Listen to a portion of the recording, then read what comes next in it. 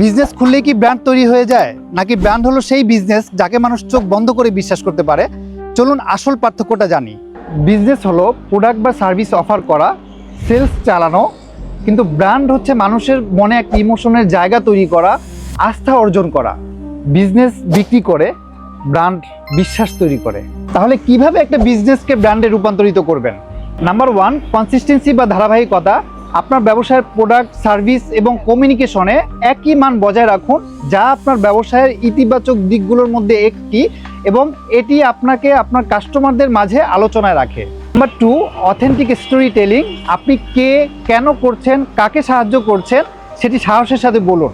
মানুষকে বুঝান আপনার মহৎ উদ্দেশ্যের কথা। Number 3, strong visual identity. আপনার ব্র্যান্ডের লোগো, কালার, ফন্ট সব কিছু ইউনিক রাখার চেষ্টা করবেন, যা আপনাকে অন্যদের থেকে আলাদা করবে এবং আপনার কাস্টমারদের মনে গেঁথে রাখবে। Number 4, customer first mindset. Customer শুধু আপনার বায়ার নয়, তারা আপনার ব্র্যান্ড অ্যাম্বাসেডরও হতে পারে।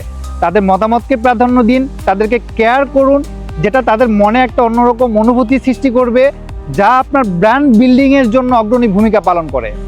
আপনি যখন ব্র্যান্ড তৈরি করেন, বিজনেস তখন শুধু টিকেই থাকে না, গ্রো করে, আপনার ট্রাস্ট তৈরি করে এবং আপনাকে মার্কেটে সাস্টেইনেবল করে তোলে। বিজনেস শুরু করা সহজ, কিন্তু ব্র্যান্ড তৈরি করা সেটাই আসল গেম চেঞ্জার।